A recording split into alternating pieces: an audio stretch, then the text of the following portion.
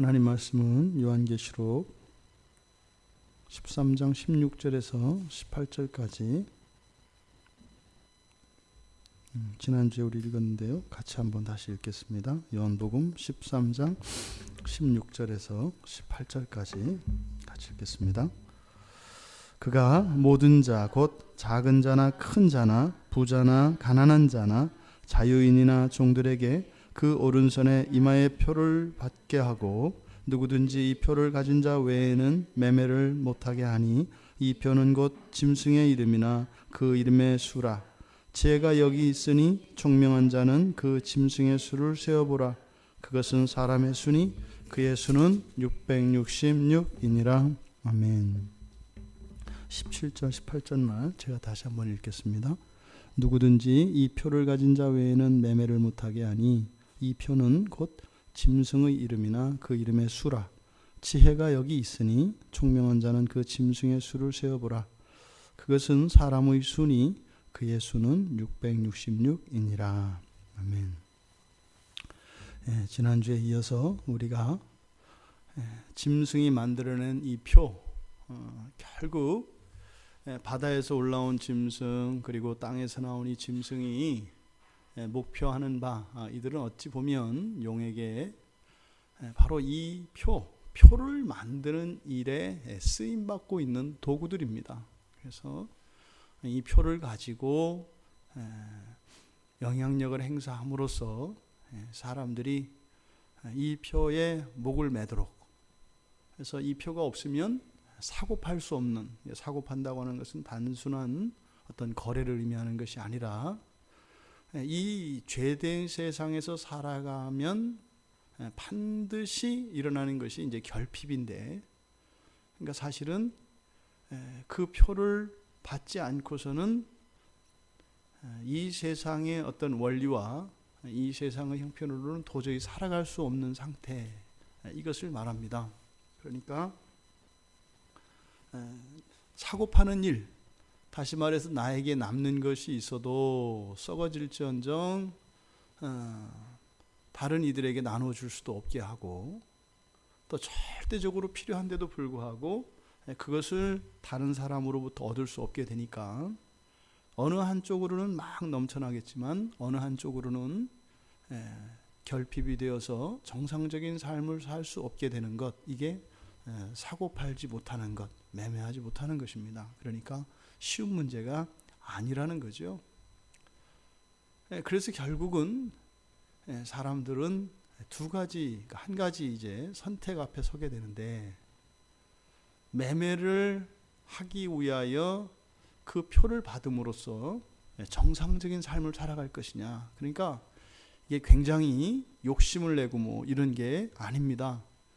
그러니까 정상적인 삶을 사는 거예요. 사람들의 생각으로 보았을 때는 그런 정상적인 삶을 살기 위해서는 매매를 해야 되는데, 매매하려면 표가 있어야 되니까, 그래서 이 표를 받고 정상적인 삶을 살 것이냐, 아니면 그 표가 짐승의 표니까 그래서 그것의 어떤 효과나 효능을 몰라서가 아니라 그것이 지대함에도 불구하고 짐승의 표이기 때문에 그것을 받지 않음으로써 어쩌면 병들고 가난하고 죽을지도 모르는 그러한 삶을 선택할 것인가 하는 그 선택 앞에 놓이게 됩니다. 그러니까 우리가 인간적으로 생각하면 그냥 평범한 삶을 사는 것과 죽는 것 사이에서의 선택이에요. 극단적으로 말하면.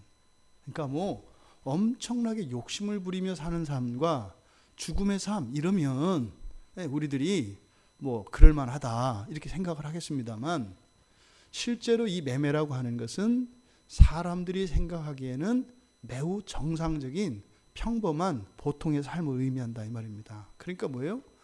정상적으로 살 거냐 죽을 거냐라고 하는 이런 환경을 이야기하는 겁니다. 그러니까요, 이것을 받지 않는다는 것은 어렵다. 근데 왜 지금 이런 선택 안에 놓이게 돼 있어요? 자기 신앙에 대하여 확정하지 않은 사람들이 겪어야 될 일이에요. 이것은 그러니까 예수 그리스도를 주라 고백하는 확정된 신앙을 살아가지 않는 사람들이 계시록의 뒤에까지 쭉 나온단 말입니다. 확정적인 신앙의 확신을 가지고 자기의 신앙을 확정한 사람들은 이 자리에 있지 않습니다. 우리가 살아가면서도 그러죠.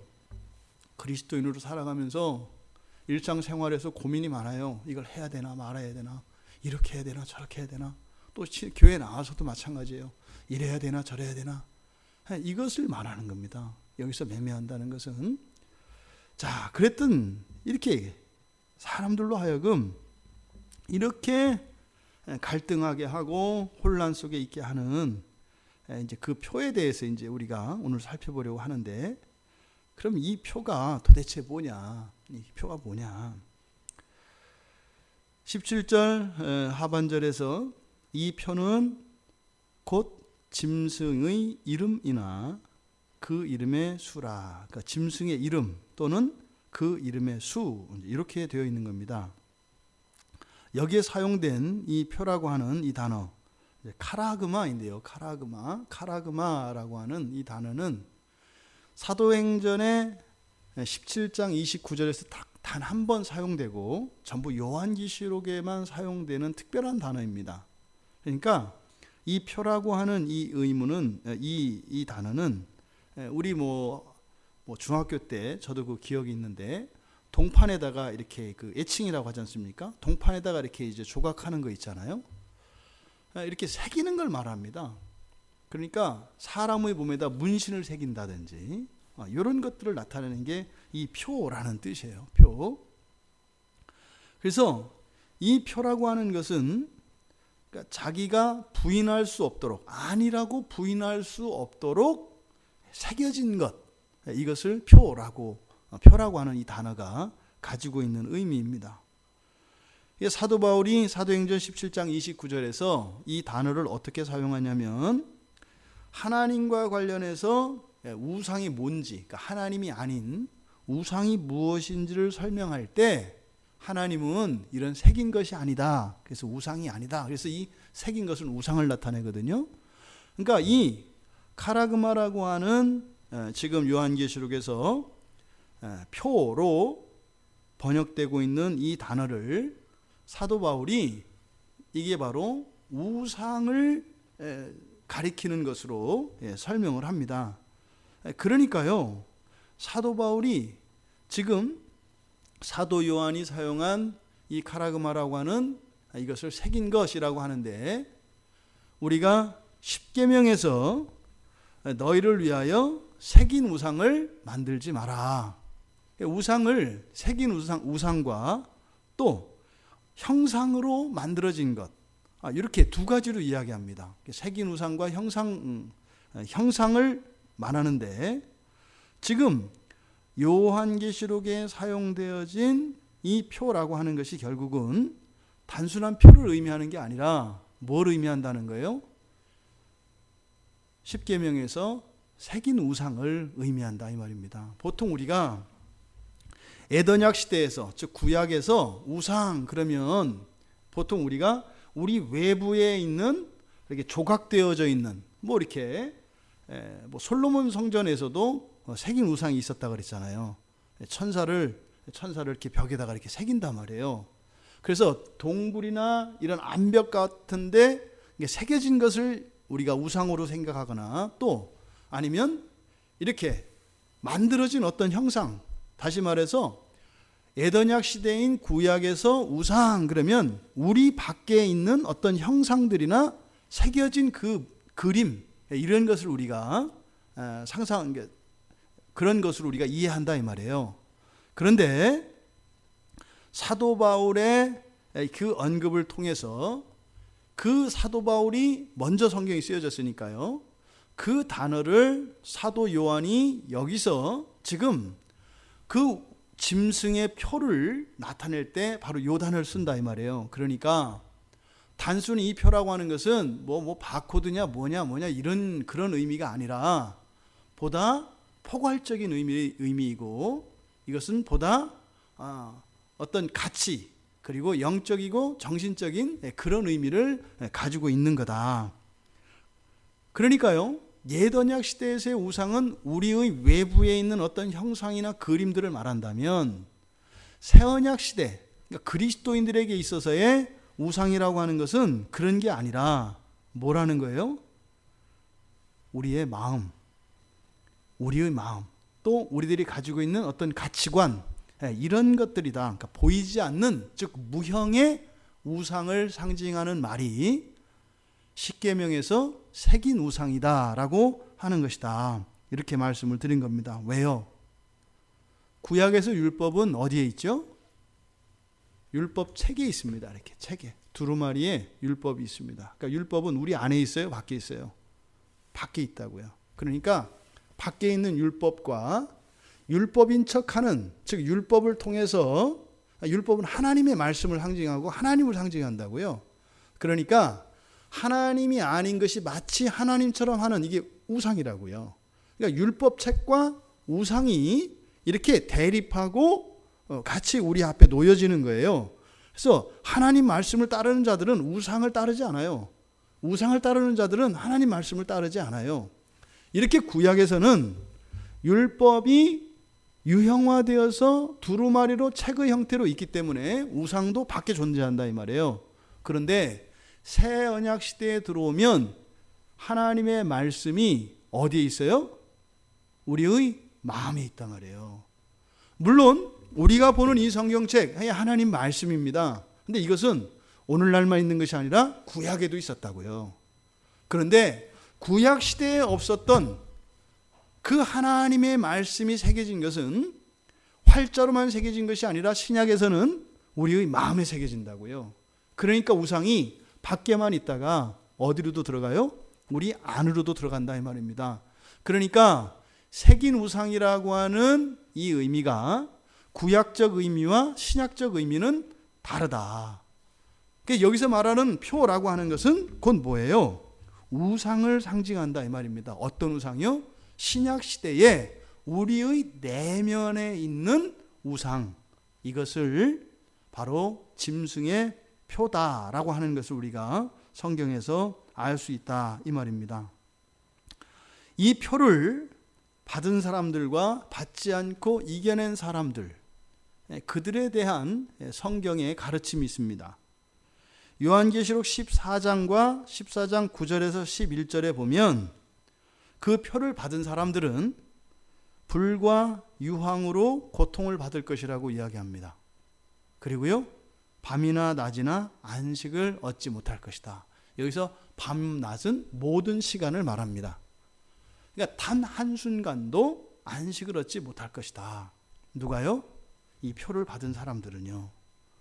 또 계시록 16장 2절에 보면 이제 16장에서 대접심판, 7 대접심판이 나오는데 7 그 대접심판에서의 첫 번째 대상이 바로 그 짐승의 표를 받은 사람들이고 우상에게 경배하는 자들입니다. 그러니까 짐승의 표를 받은 사람과 우상에게 경배하는 자를 첫 번째 대접의 화의 대상으로 놓고 있어요. 그들에게 어떤 일이 일어나요? 아주 지독한 독종이 날 것이다 라고 합니다. 그러니까 이 짐승의 표를 받는 것 자체가 우리의 삶 속에서는 그냥 정상적이고 그렇게 막 탐욕스러운 삶이 아니라 그냥 자연스러운, 그냥 보통의 삶을 살기 위한 방편으로 우리는 이해하게 되는데 그 결과는 상상을 초월한다 이 말이에요. 말씀을 자꾸 알아가면서 알면 알수록 개인적인 유익은 그런 겁니다. 그저 흐릿했던 내 신앙의 색깔이 점점 뚜렷해지는 것이고, 또 어느 정도 타협하고 용납하고 뒤로 이렇게 이런저런 핑계로 미루고 있던 내면에 있는 이런 죄의 영향력들과 그런 것들을 이게 점점 예민해져 가는 겁니다. 이렇게 대충 넘어갈 수 있는 게 아니고 차일피일 미룰 수 있는 게 아니구나. 그러다 보니까 어떻게 돼요? 오래 이렇게 걸릴 것들이 더 단기간 내에 더 결단하고 하게 하는 역할을 이제 합니다. 그런데 또 이제 목회자로서 이런 말씀들이 저 자신에게는 이렇게 말씀을 우리가 알아갈수록 어떻게 되냐면 우리의 마음을 덮고 있는 이 죄와 어둠의 때들이 막 벗겨집니다. 그러니까 그 달걀의 그 속껍질과 같이 아주 얇아져서 하나님 말씀에 예민하게 반응하게 돼요. 근데 그렇게 하다 보면 이제 다른 사람들을 보게 되거든요. 주변에 있는 사람들을 이렇게 보면 그렇지 않고 전혀 반응하지 않고 두터운 주변의 환경을 봐요. 이제 그러면 어떤 마음이 드냐면 이제 마음이 이제 힘들어지죠. 그러니까 이거 알면 알수록 이게 지금 답답해지고 힘들어지는구나. 그래서 식자우환이라고 했구나. 그런 거죠. 그러니까 이 두 가지가 동시에 일어납니다. 그러니까 이것은 이렇게 설명이 될 수 있는 것도 아니고 정말 우리가 그래서 날마다 말씀을 묵상하고 설교를 듣고 해야 되는 이유가 같이 벗겨져야 되는 거예요. 같이. 그래서 하나님 말씀에 같이 반응하고 같이 예민할 수가 있어야 돼요. 그래서 우리 안에 일어나는 거룩한 이런 변화들이 동시적으로 일어날 때 오히려 영적인 시너지를 일으켜서 기쁨과 찬양이 배가 되는 거죠. 근데 여기에서 어떤 불균형이 일어나고 여기서 차이가 심하게 되면 그 하나님께서 우리를 거룩하게 하시는 그 일에 대한 감사와 함께 그만큼의 눈물과 아픔이 동시에 흘려져요. 우리가 정말로 말씀을 온전히 아는 일, 말씀을 깨닫는 일, 이것이 정말 우리들의 삶에서는 가장 우선해야 되는 것이다. 그런데 우리가 오늘 앞에서 살펴보았던 것처럼 이 표를 받는 일조차 그렇게 대단한 죄를 짓는 것 같지 않은, 정말 욕심 부리는 게 아니라 오히려 정상적으로 아주 열심히 성공적으로 인생을 살아서 하나님께 영광을 돌리는 삶이다라고 하는 이런 착각을 하게 한다, 이 말입니다. 하지만 성경은 이 표를 받은 자들에 대해서 무시무시한 이야기를 하고 있습니다. 그래서 이 표를 만든 자들, 짐승들이죠. 그래서 요한계시록 19장 20절에 가면 이 표를 만든 그 짐승 그리고 그 기적을 행했던 자들을 유황불에 던집니다. 그러니까 그것을 만든 자나 그것을 받은 자나 똑같은 처지에 있는 것을 보게 됩니다. 그러면 이 표를 받지 않고 이긴 자들에 대해서는 어떻게 되느냐? 요한계시록 15장 2절 3절에 보면 하나님의 검은고, 우리는 검은고고 서양 사람들로는 하프겠죠. 그래서 그 하나님의 검은고를 가지고 모세의 노래를 부르고 어린 양의 노래를 부른다는 거예요. 승리의 노래를 말하는 거죠. 승리의 노래입니다. 그러니까 이 표를 받지 않았다는 것은 정상적이고 평범한 삶을 포기하는 거라 그랬어요. 근데 그것이 승리자의 노래로 바뀌게 될 것이다 라고 얘기하는 거예요. 그리고 계시록 20장 4절에서는요, 그리스도와 함께 천년을 통치할 것이라고 합니다. 그러니까 대단한 능력을 가진 사람들이 아니라 그것을 받지 않은, 그러니까요, 우리가 일상생활 속에서 경험되어질 수 있는, 우리가 발견할 수 있는 사람은 뭐예요? 신앙을 가장 우선으로 살아가는 사람들이에요. 신앙을 가장 우선으로 살아가는 그 사람들이 바로 예수 그리스도와 천년의 통치를 하게 될 것이다. 오늘날은 이 천년 통치 후에 대해서 후에 가서 또 한번 얘기를 하겠습니다만, 무천년설주의자들이 있고 또 역사적 전천년설주의자들이 있어요. 그게 뭐냐면 정말로 이 역사 속에서 천년 왕국이 실현이 되느냐 안 되느냐. 무천년주의자들이라고 하는 것은 누구냐면 예수님이 이 땅에 오신 것, 그때부터 재림하실 때까지의 즉 교회의 시대를 상징적으로 나타낸다. 이게 이제 무천년주의입니다. 이것이. 근데 역사적 전천년설이라고 하는 것은 우리가 흔히 말하는 마지막 최후의 심판, 하나님 나라의 완성이 있기 전에 예수 그리스도께서 왕이 되셔서 정말 이 역사 속에 이 타락한 이후 이 지구의 역사 속에 완전한 하나님의 통치가 실현이 된다는 거예요. 완전한 통치가. 저는 역사적 전천연설적 입장을 가지고 있습니다. 그러니까 이거는 개혁주의 신앙 안에 있는 사람들 가지고 있는 두 가지 견해예요. 그래서 어떤 사람들은 무천년주의를 따르고 어떤 사람들은 역사적 전천년주의를 따릅니다. 그런데요, 우리나라의 지배적이었던 사상은 역사적 전천년설이었죠. 그런데 이제 오늘날 요즘에 이제 신진 학자들과 이제 젊은 목회자들 사이에서는 이 무천년설이 훨씬 더 인기를 얻고 있습니다. 그게 또 무슨 뭐 예수님이 오셔서 무슨 왕으로 하겠느냐. 그래서 어느 것이 옳다 그러다 할 수 없습니다. 그러면 그 사람들은 이 다음에 예수님이 통치할 때 통치 참여 안 하면 되는 거고요. 믿는 사람들은 그 통치에 참여하면 되는 거예요. 믿음대로 그냥 항상 프리하게 자유롭게 그렇게 살면 됩니다. 저는 예수님과 함께 천년 통치에 참여하기를 원합니다. 그렇지 않은 사람들은 그냥 살면 돼요. 이 두 가지 견해를 말씀드렸는데 여기서 바로 이긴 자들, 그러니까 표를 받지 않은 자들은 그리스도와 함께 천년을 통치한다고 합니다. 이것은요, 보세요. 그냥 이 나라의 대통령이 되는 일을 위해서도 수많은 사람들을 동원해야 되고 엄청난 수고와 또 그 어릴 적부터 흠없는 경력과 이런 것들을 다 해서야 그것도 될까 말까인데, 예수님과 함께 천년을 통치한다고 하는 것은 단순한 나라가 아닙니다. 이거는요, 전 우주를 말해요. 전 우주적 통치를 말하는 겁니다. 이것이. 그러니까 우리가 일상생활의 불편함과 다른 사람들보다 좀 뒤처지는 것 같은 그런 삶을 사는 이것이 훗날에 가서 그리스도와 함께 참여할 천년의 통치에 참여하게 되었을 때 승리의 노래로 부를 수밖에 없다는 거예요. 우리가 이 세상을 살면서 그냥 그리스도인이라는 것 때문에 그리스도인답게 살기 위해서 다른 사람들이 보기에는 정상 이하인 것 같은 그런 삶을 살았던 이런 것들, 이것이 훗날 우리가 누리게 될 그 영광의 자리에 가면은 이거는 뭐 하나님을 찬양하지 않을 수 없다는 거예요. 뭐 여러분들도 가끔 그러지 않아요? 지나치다, 정상이 아니다, 그런 얘기 한 번은 다 들어야죠. 그냥 저분은 뭐 불교 신자하고도 잘 어울리고 무신론자들하고도 잘 어울리고 두루두루 잘 어울리고 그런 분들의 삶 속에서는요, 그리스도가 안 나타납니다.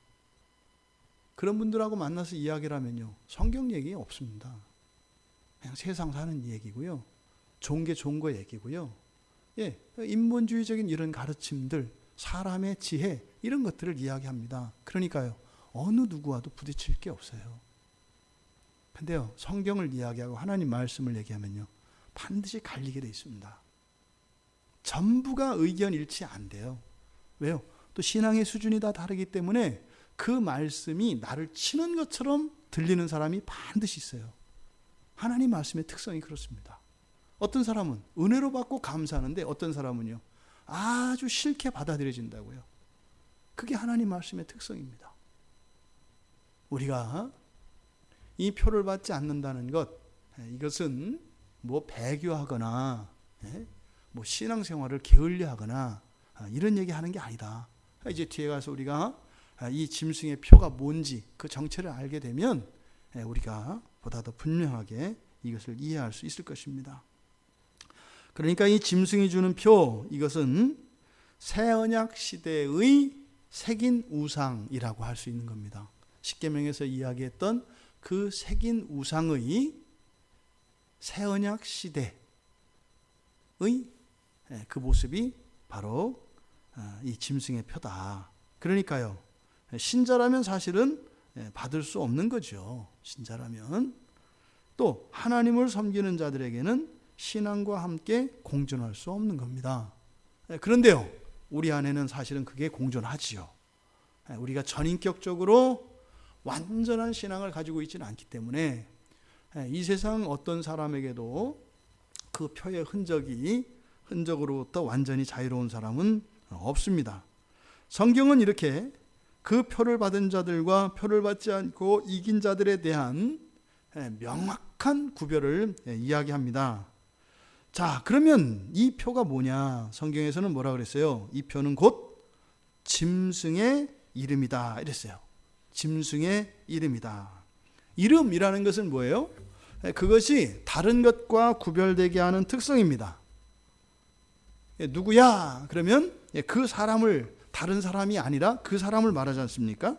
그래서 이 이름이 가지고 있는 것은 그의 본질, 또 그 존재의 어떤 권위, 영광, 심지어는요 그 관심, 또 가지고 있는 어떤 즐거움, 또 어떤 능력, 이 모든 것, 어떤 탁월함이나 그가 한 모든 업적이나 심지어는 죄악이나 허물, 이런 모든 것을 다 나타내는 게 이 이름입니다. 그러니까 그 표는 곧 짐승의 이름이니, 그러니까 이건 무슨 말이에요? 그 표가 그 짐승과 같다 이 말이에요. 그 표가 짐승이고 그 짐승이 그 표다. 그러니까 짐승이 나누어준 그 표, 이게 바로 우상이라는 말씀이죠. 앞서서 말씀드렸던 것처럼 이 새긴 우상이라고 하는 그 단어, 그래서 이 표가 가지고 있는 원어적 의미는 바로 새긴 것이라는 그 의미를 가지고 있기 때문에, 그러니까 그 표는 곧 우상이다. 이것을 지금 여기서 이 표는 곧 짐승의 이름이다 라고 하는 이 진술을 통해서도 우리가 확인할 수 있다. 그러면 짐승이 만들어준 거죠, 이 표는. 그렇죠? 이 표는 짐승이 만들어준 거예요. 그러면 그 짐승이 만들어준 그 표가 우상이 된다는 말씀의 의미를 잘 깨달아야 합니다. 짐승이 우상이 되는 게 아니에요. 뭐예요?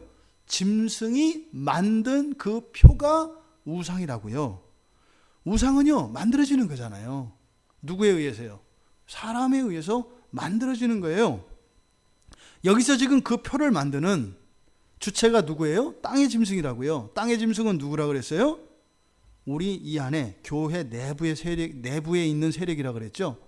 하나님 말씀을 훼손하고 하나님의 질서와 하나님의 가치를 방해하고 거부하는 교회 내에 있는 세력이 바로 땅의 짐승이라고 이야기를 했습니다.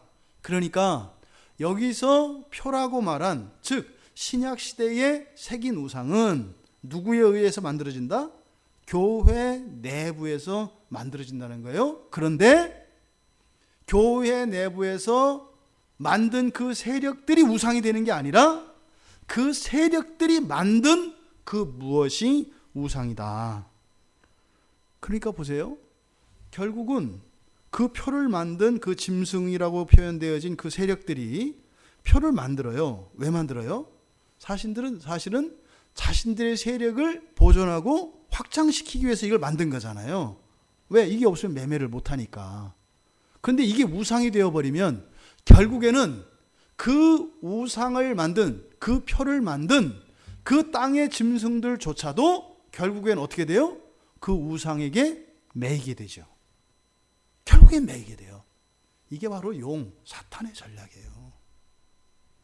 용은 처음에 어떻게 해요? 이 땅의 짐승들을 통해서 야야야 막 이렇게 세력을 준단 말이죠. 너희들 내가 준 그 능력을 가지고 이렇게 살아. 그런데 너 그걸 가지고 너희들이 더 세력을 넓히고 그 세력을 계속 유지하려면 이 표를 만들어야 돼. 만들어. 그렇게 해서 그 표를 만드니까 어떻게 해요? 그 표 때문에 사람들이 이 짐승에게로 막 돌아오는 일들이 일어난단 말이죠. 그러니까 세력을 확장시키는 것 같아요. 그런데 결국에는 어떻게 돼요? 그것을 만든 그 짐승들, 즉 교회 내의 세력들, 그 적그리스도적인 세력들조차도 결국에는 그것에 매이게 된다. 그러면요, 피해자 가해자가 없어요. 똑같이 다 우상의 종이 됩니다. 이게 사탄의 전략이에요. 교회 안에서요 아무리 치고받고 싸워봐야 이기는 자도 없고, 그러니까 가해자도 없고 피해자도 없어요. 누구만 이겨요? 사탄만 이기는 거예요. 이게 사탄의 전략이라는 겁니다. 모두가 종이 되게 돼 있습니다. 지금 여기서 그 표가 곧 짐승의 이름이다 라고 하는 이 말이 우리에게 주는 의미입니다. 또는 그 이름의 수라. 이게 지금 말도 많고 탈도 많은 게 이제 바로 이 부분입니다. 그 이름의 수다. 우리가 보통 이렇게 하면은 666에다 매달려 있단 말이죠. 그래서 상징적인 수, 666 하면 어떤 그 상징적인 이제 수에 대해서 우리가 이제 관심을 가지게 되는데, 그런데 우리가요, 정말 이 고정관념이라는 게 무섭고, 또 다수, 그리고 일반화된 지식, 통념 이런 게 얼마나 무서운지 알게 합니다. 그래서 대부분의 사람들이 그냥 이렇다 이렇게 해버리면 어떻게 돼요? 그냥 그런 거예요. 그러면 어느 한 사람이 무엇인가를 만들어내서 그것을 일반화시켜 버리면 나중에는 그게 어떻게 돼요? 진리가 돼버려요. 그러면 진리가 돼버리면 그 진리화 되어버린 그 일반화된 그 지식에 대해서 이의를 제기하거나 고민하는 행위는 일체 용납하지 않습니다. 이게 세상의 정신이에요. 지금 요 부분이 지금 그렇거든요. 그 표는 그 이름의 수다 이렇게 얘기했어요. 그럼 여기에 사용된 이 수라고 하는 말, 아르뜨모스 이렇게 되죠. 아리뜨모스 이렇게 되겠네요. 아리뜨모스라고 하는 이 수로 번역되어진 이 단어는 원래 두 가지 의미가 있어요. 그렇죠? 우리가 수 그럼 어떤 뜻이 있어요? 1, 2, 3, 4, 5, 6, 7, 8, 9, 10 문자로서의 수라는 의미가 있죠. 또 하나는 뭐예요? 총 개수를 의미하기도 하죠. 수라는 게 두 가지 의미가 있어요. 아이들 숫자를 가르칠 때 칠판에다가 1, 2, 3, 4 써놓고 이 수가 뭐야? 그럴 때는 그 문자를 읽으라는 거죠. 그 기호로서의 수를 말하는 거죠. 1자요, 3자요, 5자요 이렇게 읽는 거잖아요. 또 뭐 이렇게 전화해서 집에 내가 뭐 아이스크림 사가려고 왔는데 집에 지금 있는 수가, 집에 있는 사람들의 수가 몇이야? 이럴 땐 그 수는 뭐예요? 총 개수를 이야기한단 말이에요. 여기에 사용된 그 이름의 순이라고 하는 이 말도 두 가지 의미가 있단 말이에요. 그러니까 우리가 보통 이것을 어떻게 이해해요? 그냥 어떤 특정 기호로 의미한단 말이에요. 그래서 666을 어떤 상징적인 무엇인가를 나타내는 어떤 상징으로 많이 이해를 해서 마치 알파벳, 기호로서의 그 알파벳 숫자 가운데 그 특별한 666이라고 하는 이 숫자, 이것을 의미하는데, 그것뿐만 아니라 또 하나 우리가 고려해야 될 것은 뭐예요? 개수예요, 개수. 그러니까 660이라고 하는 넘버, 그 수와 함께 666개라고 하는 이 의미도 우리가 함께 받아들여야 된다. 왜? 그 중에 뭐다라고 하는 확증이 없어요. 그러니까요. 두 가지 가능성에 대해서 다 열어놓고, 그러니까 우리는 이중적인 의미를 다 살펴봐야 성경의 바른 뜻을 알 수 있다. 만약에 이게 상징적인 의미로만 쓰였다면요, 그런 개수에 대한 개념이 절대로 없어요. 근데 뒤에서 뭐라 그러냐면, 그 뒤에서 뭐라 그랬어요? 그 수를 뭐 해봐라? 세봐라 그랬잖아요. 세어봐라. 한 개인지 두 개인지 세 개인지 네 개인지 세어봐라 이렇게 얘기를 했잖아요. 그래서 이 두 가지를 우리가 다 고려해야 된다. 그러면 상징적인 수의 의미, 그러니까 이것은 이 헬라어와 히브리어의 특성입니다. 그래서 알파벳이 문자로서만 쓰이는 것이 아니라 숫자 대용으로도 쓰였단 말이에요. 그러니까요, 뭐 예를 들어서 알파부터 시작되는 히브리 헬라 그 철자에는 첫 번째 숫자부터 1, 2, 3, 4, 5, 6, 7, 8, 9, 10, 20, 30, 50 이렇게 해서 90, 해서 100, 200, 300, 400, 500 이렇게 이제 그거를 또 숫자로도 사용을 해요. 그래서 지금 여기에 맨 끝에 666이니라라고 번역되어 있지 않습니까? 이게 이제 600을 그러니까 숫자로 사용할 때 쓰는 철자, 그리고 60을 의미하는 그 철자, 그리고 6을 의미하는 철자 세 개가 그냥 써 있어요. 맨 끝에 666이다 이거를. 그러니까 우리말로 이걸 숫자로 이렇게 이제 번역을 해 놓은 거거든요. 그러니까 이게 이제 굉장히 아직 난해 구절이고 이게 뭐다라고 이제 확실히 할 수 없는데 그동안 사람들이 자꾸 이것을 어느 쪽으로 이게 상징적인 의미로만 봐왔다라는 거예요. 근데 지금 제가 여기서 말씀드리는 것은 한 개, 두 개, 세 개에서 666개 이 개수의 의미도 함께 보아야 한다라는 것이고 그 첫 번째 지금까지 666이 가르치는 어떤 대상 그것에 대해서는 이미 이제 우리들이 이제 많이 다 알고 있습니다. 그게 이제 그래서 뭐 로마 교황이다 또 뭐다 이렇게 얘기를 한단 말이에요. 그런데 이때 그 사도 요한이 편지를 쓸 당시에 이 편지는 우리들에게도 지금 영적인 가치로 영적인 편지로 우리에게 옵니다만 그때 당시를 살았던 사람들에게는 뭐예요? 그 시대의 생활상에 대한 얘기란 말이죠. 그래서 매매를 못하게 하고 하는 것은 뭐예요? 황제에게 절하지 않으면 그 상인 조합에 가입할 수가 없어서 정상적인 상행에 참여할 수 없었던 거 그걸 의미한단 말이에요. 그러니까 그때 당시의 생활 환경에서 이 666은 네로가 맞아요. 이것에 대해서는 대부분의 학자들이 일치된 견해를 갖습니다. 그러니까 이 네로를 히브리어로 네로의 이름을 풀면 666이라는 숫자가 나와요. 그러니까 그 앞에서 이 표를 받지 못하면 매매할 수 없다라고 얘기했고 그때 당시에 사도 요한 당시에 그 팔레스타인 유대 지역에서 상행위를 하려면 로마 황제의 허락을 받아야 했기 때문에 그러니까 이 666이 그때 당시로는 네로를 의미하는 게 맞아요. 그러니까 이 문맥 안에 전혀 무리가 없다 이 말입니다. 근데 그게 이제 그럼 그때는 네로를 상징하였었고 그럼 그 다음에는 누구냐 이 얘기를 계속 한단 말이죠. 이거는 뭐 그래서 뭐 오늘날 뭐 교황이다 뭐 이런 얘기를 이제 막 한단 말이에요. 또 어떤 사람들은 또 뭐 이거 베리칩이다 뭐 바코드다 막 이제 이런 얘기를 하지 않습니까? 근데 이렇게 많은 사람들 많은 설교자들과 학자들에 의해서 계속 주장되어지는 바는 그때는 네로였다면 지금은 누구냐에 대해 관심이 있어요. 이게 상징적인 의미로. 그러니까 지금도 그때 당시에 네로의 역할을 네로와 같은 그런 역할을 하는 무엇이 지금도 있긴 있겠죠. 그러니까 그것은 사실 언제요? 어떻게 해요? 시대에 따라서 계속 변하기 때문에 이거구나 라고 우리가 상정할 필요는 있습니다. 이게 그렇게 상정하는 건 뭐겠어요? 적그리스도적인 역할을 하는 그 대상에게 666을 붙이는 거겠죠. 네, 뭐 그렇게 이해할 수 있다 이 말입니다. 그런데 오늘 우리가 살펴보고 싶은 것은 총수의 의미예요. 총수. 그러니까 666이다. 666개다 이 말이죠. 그러니까 여기서 이 표는 곧 그 이름의 숫자다. 그러니까 이거 보겠어요? 이 표는 곧 그 표를 가지고 있는 숫자다. 그럼 이 표는 뭐라 그랬어요? 우상이라 그랬잖아요.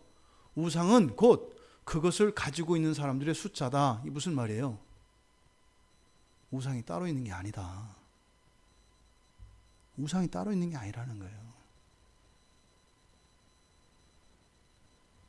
외부에 이렇게 있는 게 아니라 네가 그 표를 가지고 있다면 네가 곧 우상이다.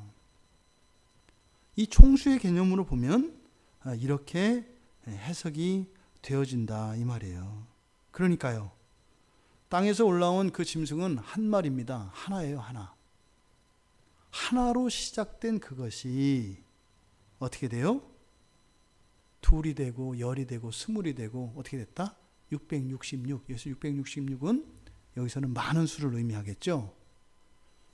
마치 천국이 겨자씨와 같이 누룩과 같이 되어지는 것처럼 이 우상의 세력도 이 사탄의 세력도 똑같은 원리로 일어난다고요. 너무 비슷해요.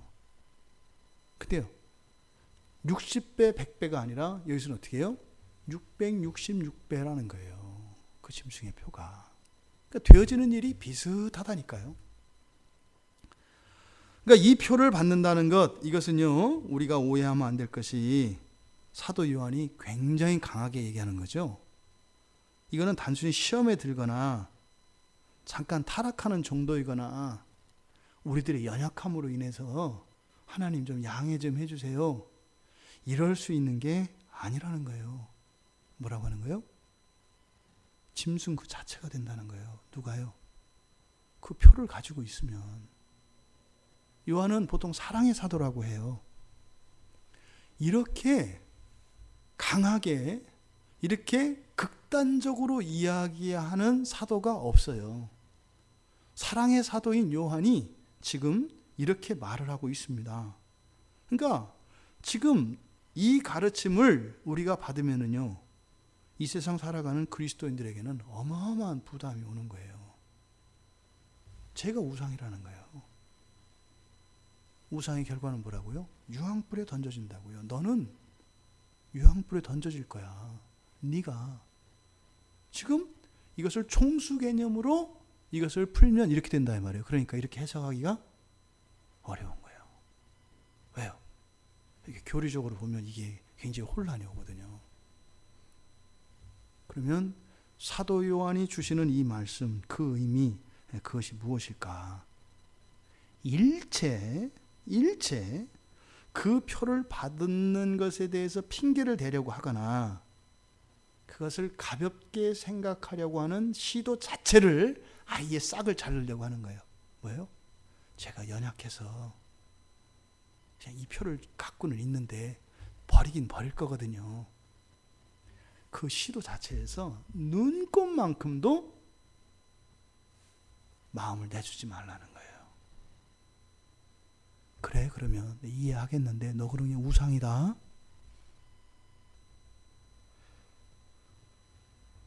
그래서 이 말씀이 너무 어렵더라, 이렇게 이제 앞서 말씀드린 겁니다.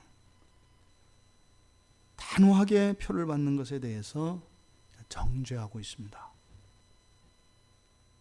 우리가 그냥 기도 한번 하고 회개 한번 하고 눈물 한번 흘리는 것으로 하나님이 용서하셨겠지, 그리스도의 보혈이 나를 구원하셨겠지, 그거 자체에 대해서 아예 깔아뭉개는 겁니다. 그러니까 사도 바울도요, 구원을 잃을 것 같이, 그러니까 이 사단과 죄가 역사하는 게 얼마나 더럽고 치열하고 집요하고 지독한지를 사람들은 낙관적으로 생각하게 돼 있다는 거예요. 모양이라도 허용하지 말라는 겁니다. 이 가르침이 우리들의 마음에 각성을 일으키기를 바랍니다. 우리들이 나태한 마음, 우리들의 안이한 자세, 우리들 안에 있는 죄를 자꾸 동정하고 그것을 이렇게 하나님의 동정심을 이렇게 바라는 그런 행위, 이런 것들에 대해서 단호해질 것을 사도 요한은 촉구하고 있는 것입니다. 그렇게 말씀하시고 뒤이어서 지혜가 여기 있으니, 여기는 지금 완전히 끝나는 문장입니다. 이렇게 연결되는 게 아니에요. 지혜가 여기 있으니 총명한 자는 그 짐승의 수를 세어보라, 이렇게 되어 있는데 이제 하나의 문장이 딱 끝납니다. 근데 여기가 이제 강조되어 있어요. 그대로 직역하면 여기에 그 지혜가 있다. 그러니까 뭐예요? 여기에가 맨 앞에 있죠. 우리가 이제 일반적으로 말을 할 때는 무엇이 이 헬라어의 어순으로 보면 원래는 있다, 무엇이 여기에, 이렇게 이제 말의 순서거든요. 그런데 여기에 무엇이 있다, 이렇게 해서 강조하고 있어요. 그러니까 지금 여기라고 하는 것이 무엇이겠는가? 바로 앞에서 이 표에 대해서 이야기한 거예요. 그러니까 바로 여기에, 바로 이거에 이게 뭐겠어요? 이 여기서 표라고 하는 것이 새긴 우상이라고 하는 거. 새긴 우상이라고 하는 것이 어떤 특정 인물을 가리키는 것이 아니라 우리 내면에 있는 것들을 말하는 것이고, 또 우리 안에 있는 이런 불신앙과 이런 우상과 같은 이런 것이 있으면 곧 우리 자신이 우상이다 라고 한 이거, 여기에 바로 그 지혜가 있다 이렇게 얘기해요. 여기서 지혜가 뭘까요? 지혜가 가지고 있는 가장 근원적인 의미는 무엇이냐면 하나님을 아는 것입니다. 하나님을 아는, 이 소피아라고 하는 게 하나님을 아는 것이 지혜예요. 그러니까 하나님을 알 수 있는 영적 지각 능력이라고 할 수 있어요. 소피아는. 그러니까 필라소피, 철학, 이런 게 지혜가 아니에요. 그러니까요, 성경을 떠난 이런 인간적인 지식들, 요즘에 막 그 인문학 이런 게 막 유행인데, 사람들의 그런 지식들, 철학과 이런 인문학적 지식들, 이런 것들은 지혜가 아니에요. 그런 것들을 읽었을 때, 그런 것을 읽으면서 오히려 그런 것을 통해서 하나님을 알게 하는 거예요. 이게 지혜예요.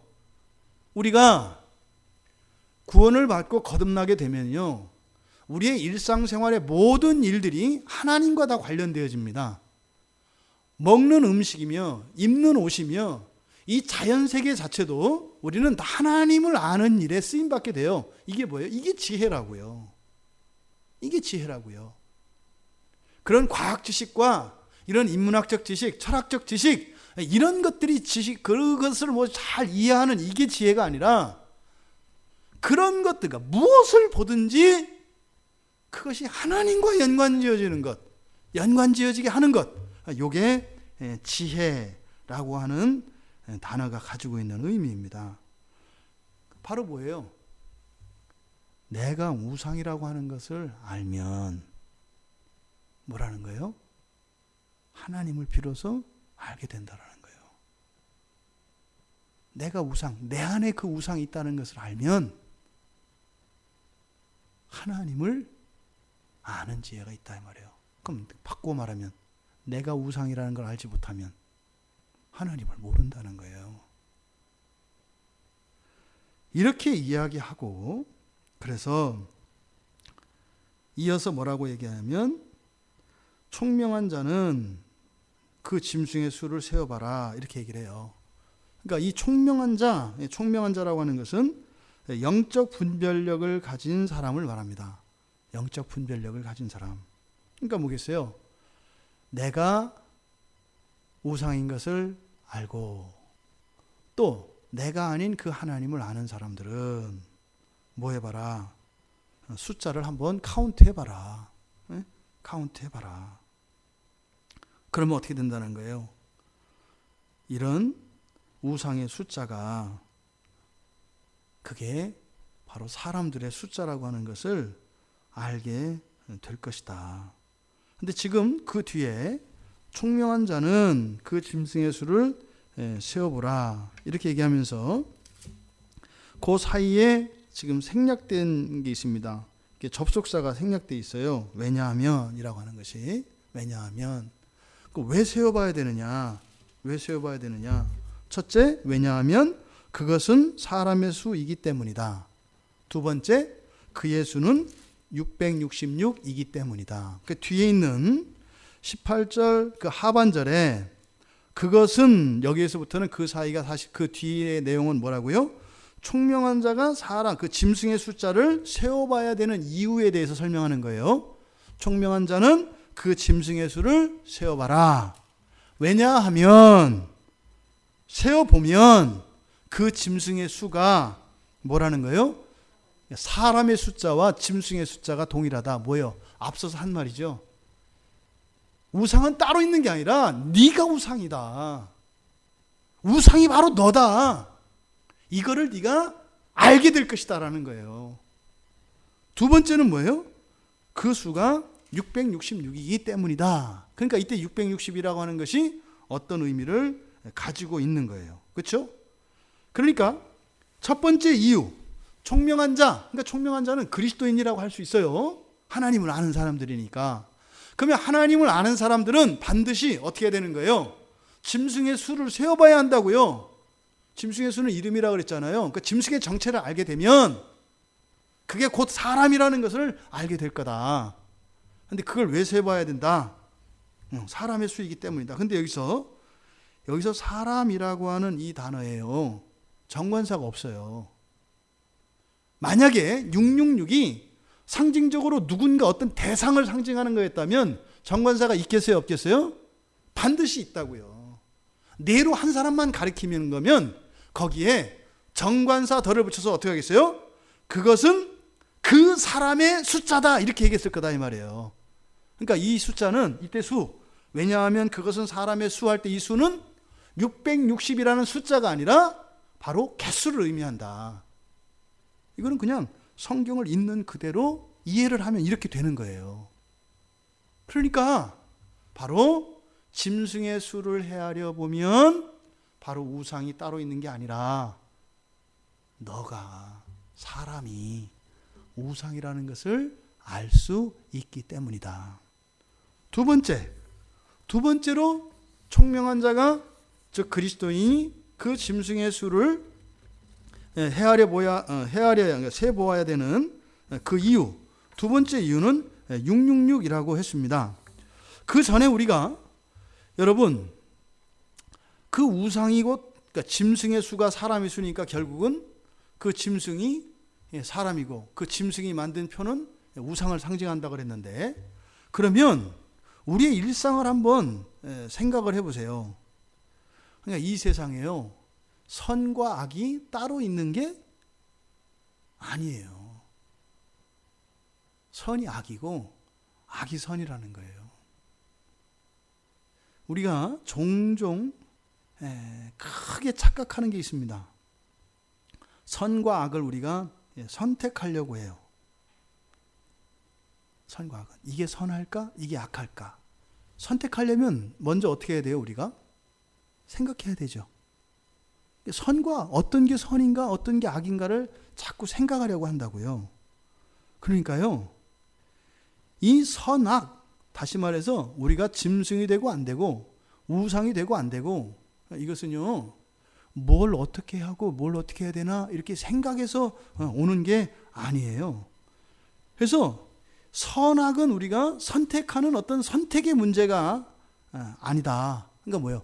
생각하고 판단하는 그런 문제가 아니에요. 뭐예요? 순종의 문제입니다. 우리가 우상이냐? 우리는 뭐예요? 우리는 그리스도인 아니에요. 그런데 또 우리가 뭐라는 거예요? 우상이 된다는 거 아니에요.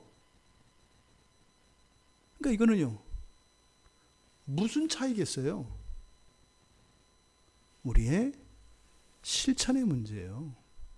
일상생활에서 우리가 살아가는 때 어떻게 살아간다는 거예요? 짐승으로 살기도 하고요, 그리스도인으로 살기도 한다고요. 근데 그거는 어떤 생각을 가지고 있느냐, 그래서 어떤 것을 이렇게 판단할 것이냐, 그 문제가 아니라는 거예요. 이게 종종 일상생활에서 우리 그리스도인들이 빠지는 오류와 함정입니다. 일반적으로요, 이 신앙을 지식의 문제로 생각하는 사람들이 있어요. 지식의 양과 그 지식의 수준이 마치 그 사람의 신앙을 결정하는 것인 양, 그 신앙의 지식이 무가치한 것이고 무의미한 것 절대 아닙니다. 분명히 의미가 있고 매우 중요합니다. 그렇게 되면은요, 문맹인 시대에 살았던 그리스도인들은 아주 저급하고 초보적인 신앙을 가진 사람들이고, 요즘에 뭐 평균 학력이 최소한 고등학교 다 이상 졸업한 이 시대의 신앙은 더 고급 신앙이에요? 아니라는 거 다 알잖아요. 그런데 왜 그런 생각을 우리가 할까요? 지금 성경에서도 그 이야기를 하는 겁니다. 신앙은요, 바른 지식을 절대로 필요로 합니다. 그런데요, 실천 없는 지식은 신앙에 아무 영향 미치지 못한다는 거예요. 아무 의미 없다는 거예요. 그러니까 늘 우리들이 살펴봐야 할 것은 나의 지식이 아니라 뭐예요? 나의 삶의 모습입니다. 내 삶의 모습을 보면은요, 그런 지식을 가지고 있으면서 짐승처럼 살고 있는 것을 우리가 발견하게 돼요. 기독교 역사 속에서 많잖아요. 예수의 이름으로 형제를 죽이고 찢고 발기고 했던 일들이 안 일어나요? 사도 요한의 이 말씀을 하나님의 말씀으로 받고 바로 깨달았더라면 역사 속에 그런 일은 일어나지 않았겠죠. 우리 교회 안으로 들어와 볼까요? 마찬가지입니다. 우리들이 뭘 알고 있느냐, 얼마만큼 알고 있느냐 중요합니다. 그런데 신앙이라고 하는 것은 뭐예요? 삶의 모습이라는 거예요. 삶의 모습이 그 사람의 신앙을 결정한다 이런 얘기가 아니에요. 바른 지식을 가지고 있다고 하는 그것은요, 삶의 실천을 통해서 검증이 된다는 거예요. 그게 야고보의, 예수님의 형 동생 야고보의 말씀과 일치하죠. 어쩌면 요한 사도도 동시대를 살았던 야고보의 말을 다 이해 못할 수도 있어요. 근데 지금 여기서요, 무릎을 치겠죠. 예수님 동생이라서 내가 말을 못하고 사실 동의는 못했었는데 맞네. 그래서요, 겉과 속의 불일치는 있을 수가 없어요. 더 끔찍하지 않아요? 그리스도인이 짐승으로 사는 모습이? 예? 자식이 부모를 내다 팔고, 자식이 부모를 죽이고, 집에 불 지르고 하는 일이 더 끔찍하지 않아요? 예? 짐승이 그러면, 사탄이 그러면 나중에 벌이나 받지. 자기 자식이 집에다 불 질렀는데 그거 어떻게 할 거예요? 그거 감옥 보내겠어요? 기가 막힌 얘기죠. 그래서 우리가 늘 우리들 자신의 생활을 살펴봐야 합니다. 한순간에 우리는 짐승과 같이 될 수 있다는 것, 이것을 우리가 깨달아야 합니다. 그것이 총명한 자는 그 짐승의 수를 늘 헤아려야 되는 이유입니다. 그러니까요, 여기서 짐승의 숫자를 세라는 것은 누가 가짜인가 이렇게 보라는 게 아니라 뭐 하라는 거예요? 자기의 삶을, 내면뿐만 아니라 자기의 실생활을 계속 하나하나 헤아리고 점검해 보라는 것입니다. 두 번째로 왜 총명한 자가 짐승의 수를 헤아려야 되느냐, 왜 이걸 세보아야 되느냐, 사람의 숫자가 666이기 때문이다 라고 얘기를 해요. 여기서 이 666이라고 하는 이 단어는 앞서 말씀드린 것처럼 600으로 사용되어지는 알파벳, 그러니까 이게 이제 말하자면은 영어로 치자면 X자, 여기 이제 키인데요. 이 X자가 이게 600을 상징해요. 그 숫자로 쓰일 때는. 그 다음에 이제 크시라고 하는 이 알파벳, 영어 알파벳은 없는 헬라어 철자가 있습니다. 그리고 맨 끝에는 알파벳 S에 해당하는 그 철자가 있어요. 이게 600과 60과 6을 상징하는 숫자인데, 그 맨 끝에다가 사람의 수가 하면서 알파벳 3개를 땅땅땅 이렇게 써놨어요. 그거를 이제 우리말로 666 이렇게 한 거예요. 그러니까 이제 우리나라의 그 이제 사람들이 별의별 얘기들을 다 하는 거예요. 그래서 이 숫자 666을 가지고 막 맞춰요. 그러니까 원래 거기에 쓰여 있는 것은 알파벳 이렇게 헬라어 철자 3개가 쓰여 있는 거예요. 예. 뭐 이거는 그래서 이거 가지고 뭐 장난하자면은 뭐 밑도 끝도 없어요. 물론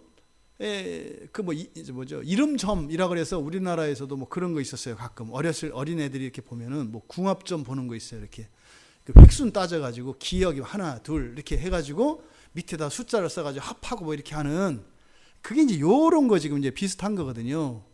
그래서 예수님도 예수님의 그 알파벳이 또 이렇게 다 수를 상징한다 그랬잖아요. 그래서 전체 따지면 예수님의 이름의 숫자는 888이에요. 888. 그러니까 거기다 또 무슨 이렇게 의미를 부여할 시도 자체를 하지 마라. 응? 그런 의미 없다. 단지 그때 당시는 상징적으로 로마의 황제를 감히 거론할 수 없었으니까 그렇게 이제 표현했다 할지라도 그것 자체는 의미 있는 게 아니다. 하지만 완전히 이게 무의미한 것으로 우리가 볼 수는 없어요. 그래서 이제 헤롯 가지고 제가 또 숫자 한번 놀이해봤어요.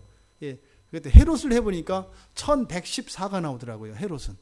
그래서 뭐 이런 식으로 숫자를 이렇게 뭐 다 이제 할 수 있어요. 그러니까 뭐 이건 뭐 심심할 때 그냥 뭐 해보는 그런 정도지 특별한 의미는 없다. 하지만 이 666이 의미하는 게 뭘까? 예?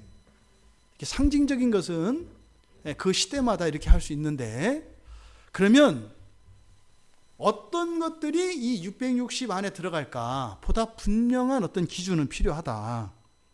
근데요, 이 666이라고 하는 이것을 헬라어로 제가 읽어드리면 666을 이렇게 돼요. 엑사코시오니, 이게 600이에요. 600, 엑사코시오니, 엑세코니아, X. 딱 들어보시니까 이게 공통적으로 느끼는 게 있죠. 엑사코시오니, 엑세코니아, X. 전부 뭐로 시작해요? X로 시작하죠. 이 X가 뭐냐면 6입니다. 6. 숫자 6을 X라고 해요. X. 헬라어에서. 그러니까 6이 몇 개 들어가 있어요? 6이 3개 들어가 있잖아요. 666 했을 때 여러분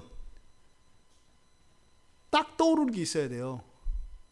3번 사용되어질 때는 이 3이라고 하는 숫자는 신성을 나타냅니다. 그래서 우리가 하나님을 삼위일체 하나님 그러죠. 6, 6, 6 이렇게 되는데 6이 의미하는 바는 뭐냐면요. 헬라어 글자에서 숫자가 1부터 시작해요. 1, 2, 3, 4, 5, 7, 8, 9, 0 이렇게 돼 있어요. 제가 뭐 하나 빠뜨렸죠? 6을 빠뜨렸죠. 6을 쓰지 않아요. 6을 쓰지 않아요. 6을 어떻게 쓸까요? 그러면 1 더하기 5 이런 식으로 써요. 왜냐하면 6은 인간의 숫자로 그러니까 우리나라 사람들이 예전에 4자를 안 썼죠. 그래서 그 뭐 고층 빌딩 엘리베이터에 가면은 4층이 없든지 아니면은 거기다 F라고 써놓든지 아니면은 바로 그냥 5층으로 점프하든지 뭐 이런 경우들이 있어요. 그러니까 이 헬라 사람들은 이 6이 사람을 상징하는 숫자이기 때문에 6이라고 하는 숫자를 좋아하지 않습니다. 그래서 6이 없어요. 근데 여기에는 어떻게 돼요? 3번이나 나타나죠. 666. 그러니까 이 666이 의미하는 바가 무엇일까? 그대로 성경에 있는 그 단어 알파벳 3개를 의미했을 때, 그러면 성경에서 사용되고 있는 이 수의 개념과 이런 것을 비교해 봤을 때 성부, 성자, 성령, 이게 우리가 하나님에 대한 이해입니다. 아주 중요한 하나님에 대한 이해가 성부, 성자, 성령이 한 분이시라는 거예요. 그럼 성부의 자리에 누가 들어갔어요? 600이 들어가 있죠. 성자의 자리에 누가 들어가 있어요? 60이 들어가 있죠. 성령의 자리에 누가 들어가 있어요? 6이 들어가 있죠. 그러니까 성부, 성자, 성령 하나님을 부인하고 그것을 인간이 대신 차지하는 겁니다. 이게 666의 의미예요. 물론 이것은 저의 해석입니다.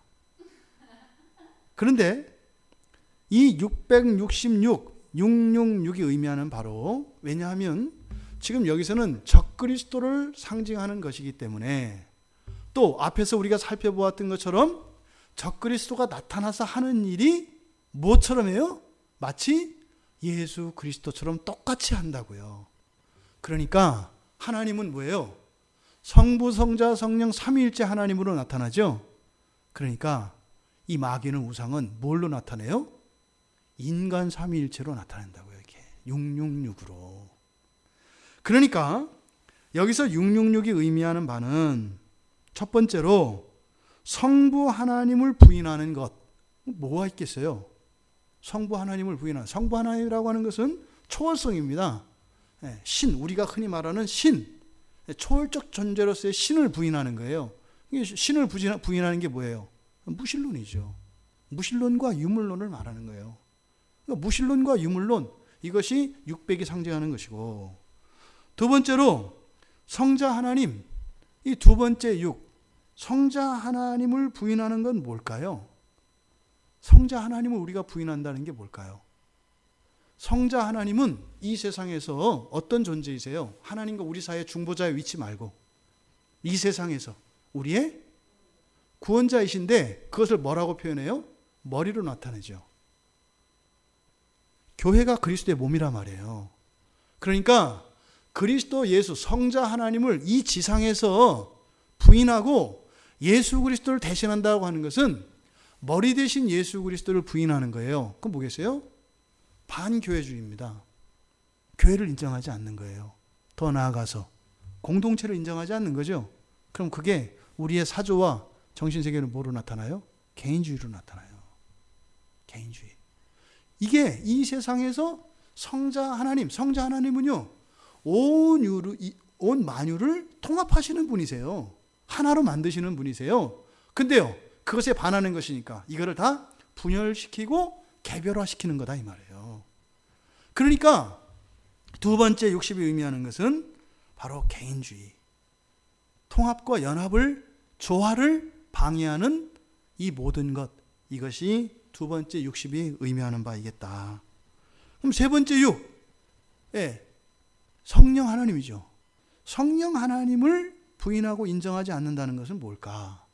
그러면 우리가 살아가고 있는, 즉 예수 그리스도께서 이 땅에 오시기 전에 우리에게 경험되어지는, 또 우리와 함께 하시는 성령이 어떤 분이세요?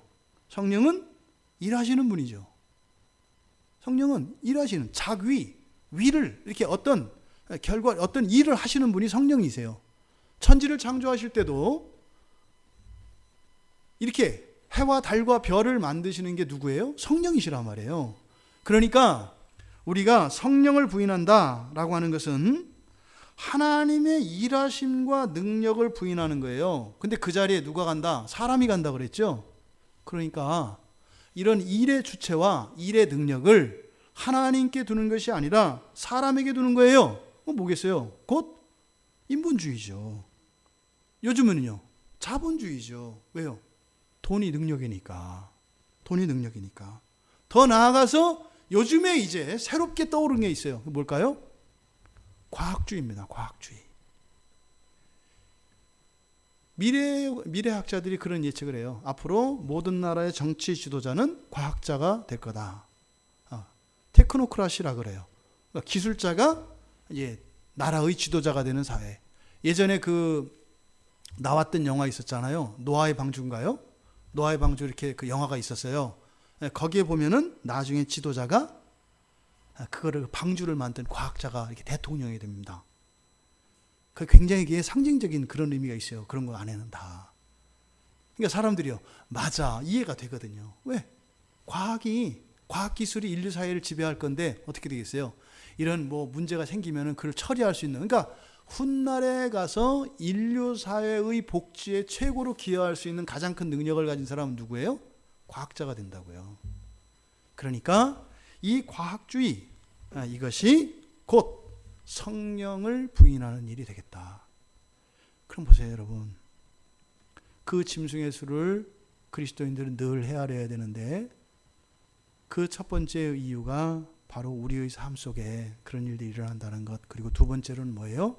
우리의 환경에 성령의 능력을 부인하고 인간의 능력, 그리고 돈, 그리고 과학, 이런 것들을 의지하게 하는 모든 것을 바로 의미한다.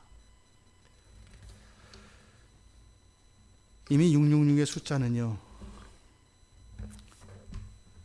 그 표는요, 이미 우리가 대부분 다 받고 있습니다. 우리의 오른팔과 이마에 이미 받고 있습니다. 그 뒤에 앞서 말씀드렸던 것처럼 그 표를 가지고 있으면 어떻게 된다고요? 끔찍한 환란이 있을 겁니다. 근데 그 시작이 무엇에서 시작된다고요? 평범한 삶을 살아가려고 하는 아주 소박한 꿈에서 요 일이 시작된다는 거예요. 다른 사람처럼 살고 평범하게 사는 이 소박한 꿈마저도 인정하지 않는 이 하나님의 이 몰인정함이라고 여길 수 있는데, 그것은 하나님이 그러는 것이 아니라 누가 한 거다?